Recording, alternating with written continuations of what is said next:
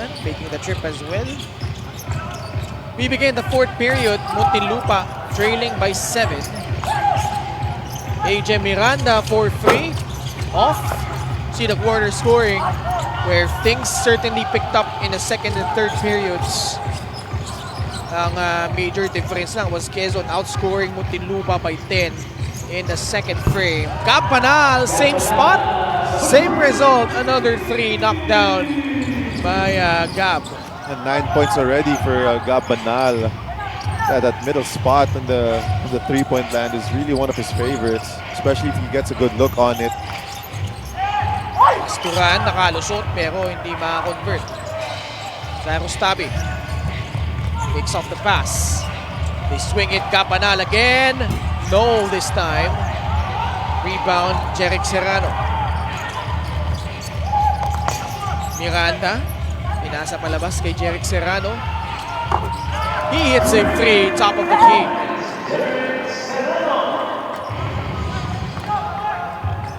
Seven-point lead, 72-65. Both teams shooting at a high clip from the outside.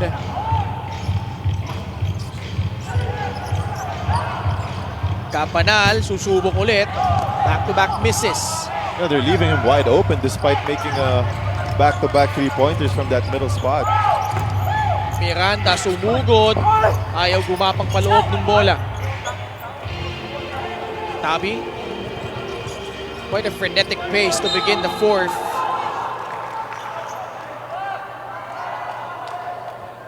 Muntinlupa thought they got all ball. Foul will be whistled against the Cagers. Gab Banal, bit of 3. Pinawi din naman ni Jeric Serrano.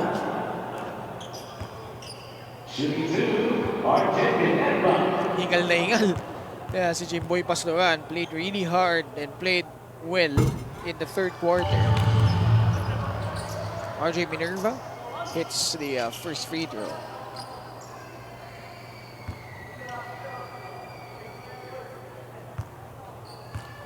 Also, quick shout out to Coach Vincent Harder. Siyempre, avid supporter lagi ng Muntinlupa Cagers. Ever since. 74-65, 9-point lead. MJ De La Virgen with Miggy Corteza, Josh Alcantara, Jeric Serrano, and AJ Miranda. With 10 of NCAA guys on the floor for the Cagers. Joshua Yero called for a foul. Huwag natin kalimutan, Coach Tantan Banan was a former NCAA Rookie of the Year back in 2007 when he played for Mapua. Serrano in traffic, can't finish.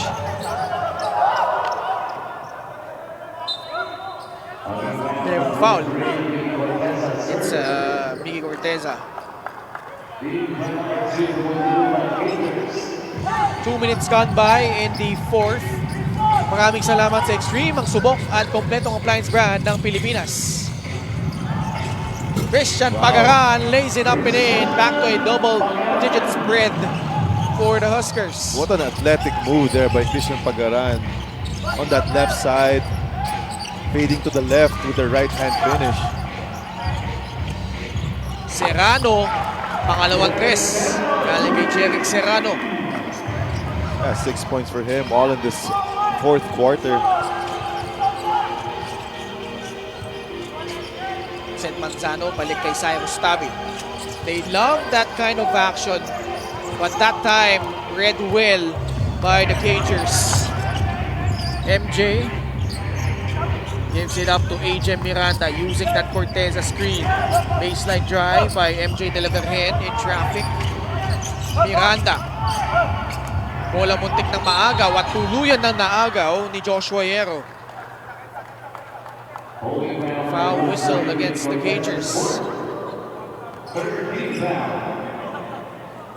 May problema na Muntinlupa, no? Meron silang momentum pero they just could not quite get there at the moment, Clay. Yeah, they have a hard time sustaining the surges as well. It's really fluctuating for Muntinlupa all throughout this ball game. Where there are moments that it's gonna look like they're gonna get back into this ball game, then they're gonna commit turnovers such as that, which kills their momentum. Joshua Hierro, no. Josh Alcantara going up for the board. Apreco whips it to MJ De La Virgen. Spins, takes the free. Short. Straight, but off.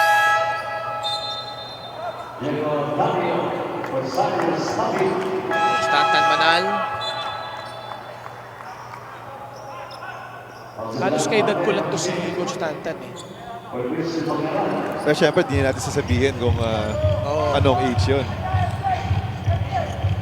Secret na lang namin yun. Chris Lalata. Pinasahan si Abate. Diego Dario for 3. Gets it to go.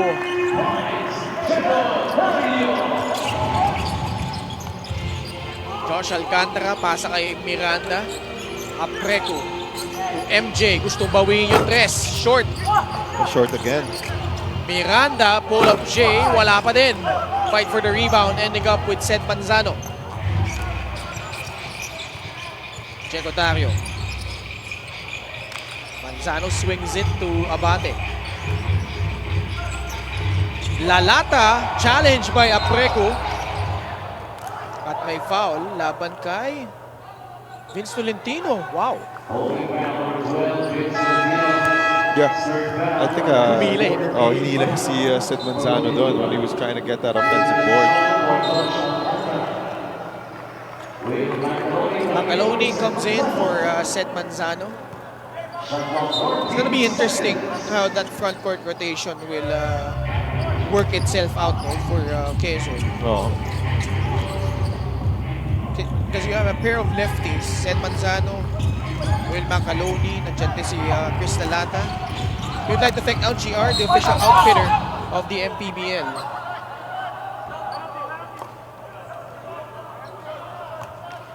May foul laban sa Quezon.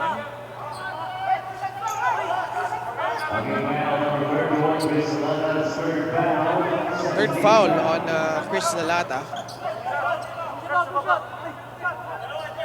Muntinlupa is Going to the line? trying to say that it was a shot attempt there for Major Miranda. Ay, hindi pa. Hindi pa penalty. Muntinlupa pala penalty. The referees gave it to them nonetheless. Miranda hits the first free throw.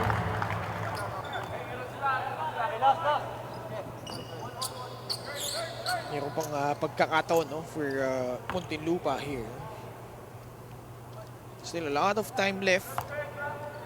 Little over 5 minutes remaining. Miranda can't hit the second free throw. Rebound Chris Lalata. Forward pass to Macaloni. Abate. To Will Mac. Guarded by JP Pelencion. Trying to tough it out. Macaloni. Hook shot is good. Total of 9 points for Will Mac.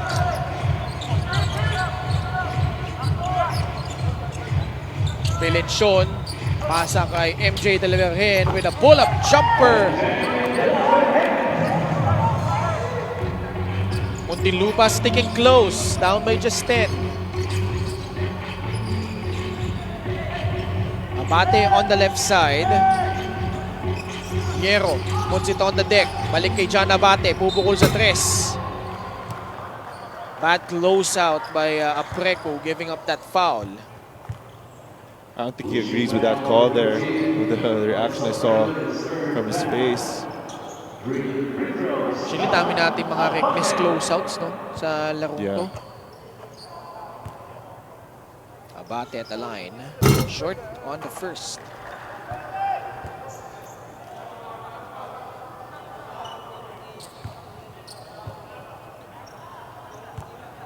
This is the thing with the MPBL right now. A lot of players fresh off their stints in the collegiate ranks to the influx rather of talent, Dre,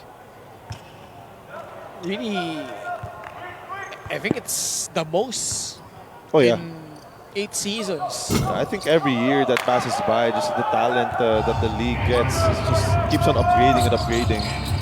Obviously, we got a lot of college players, recent graduates here in the MPBL, especially with the absence of the PBA draft this year. I expect every season just a better competition overall and a better quality of basketball here in the MPBL. Oo, pabataan na rin yung Oo. ating liga. Saka palaki ng mga player. Tama. I remember one of the first few seasons here, we had big men that were very dominant, that were 6'4", 6'3", 6'4" to 6'5". But now we got players, young players who are 6'8", 6'9", 6'10". Belenchon banks it home from downtown. Lead down to 8. 11 points for JP Belenchon. Diego Dario makes his move on MJ De La Virgen. Fades away, short. Macaloni snares down the rebound. Wilmac wants this matchup against Vince Tolentino. Manzano lost it. Turnover. No! It will stay with Quezon. Corteza and Pastoran return, the two Benilde boys. May timeout ang Quezon dito. 3:43 left in the fourth. They're still ahead by 8 points. We'll be right. Alright, just 2 seconds remaining on the shot clock of Quezon here. Tabi sends it to Manzano. Wow! They do beat the buzzer. Ganda nung Dalawang pasa yun ganda ng play na dinraw up doon ni Coach Eric. Big to big, lefty to lefty. Pasturan, bahagyang na libre. Can't convert from downtown.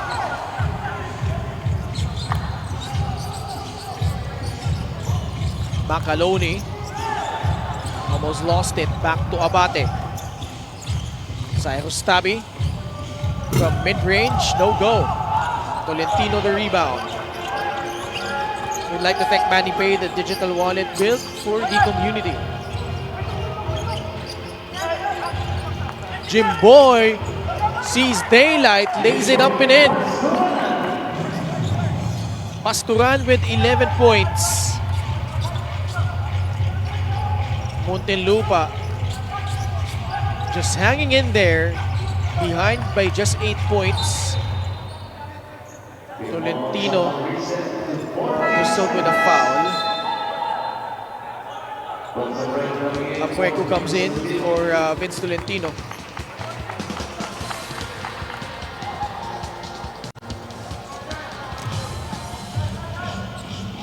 Cyrus Tabi, hanap ng papasahan. Flashing out was Seth Manzano. Tabi working on Pasturan. Manzano kicks it out. John Abate with 5 on their shot clock. Tabi lets it fly. AJ Miranda with a rebound. A foul, both teams. No, just a 4th team foul against Quezon. Pwede ba para dito sa Munti? Especially if they make a basket here. And that's why Coach Tantan Banan will sue for time. Still trailing by 8 here, 84-76. Third game po natin dito sa ating Monday triple header. Muntinlupa at Quezon ang magkalaban at Quezon nananatiling lamang ng 8 puntos, 84-76.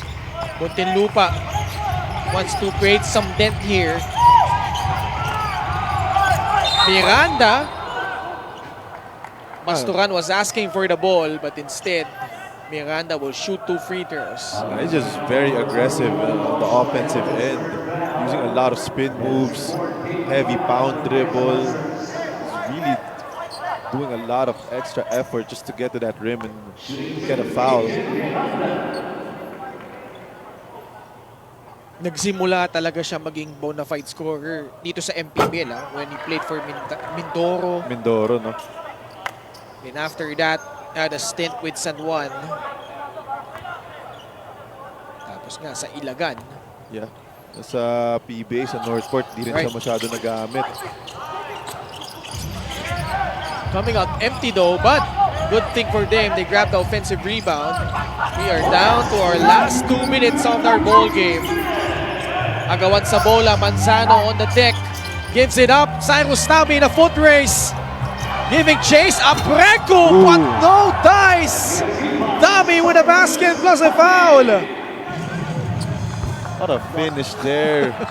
Some heavy contact from Flex Apreco. Matinding habulan yung nangyari doon. Coming off that stop. Grabe, full sprint din si Oo. Flex. Hindi na nga niya nakita na shoot yung bola eh. Credit Apreco for not giving up, but Wow. against Cyrus Tabi, What a almost a no chance. Finishing through contact and completing the three-point play. That could be the ball game right there. Pasturan, give and go with Corteza. Apreco, they will give him that shot. Yeah. And that's why. If you're Quezon, that's a very, very good defensive possession. If you have a shot of that quality, it's a win for your team. Seth Manzano. Laban kay Miggy Corteza. Bounce pass, Macaloni pumwersa sa loob. Ginamitan na ng braso ni Will Mac yun. Oo.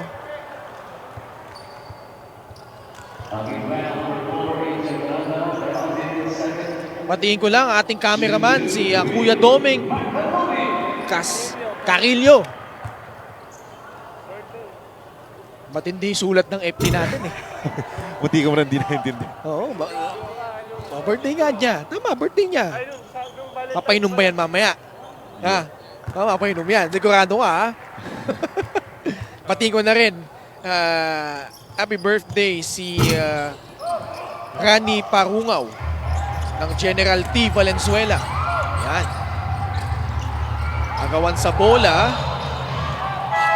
Possession will stay with Quezon.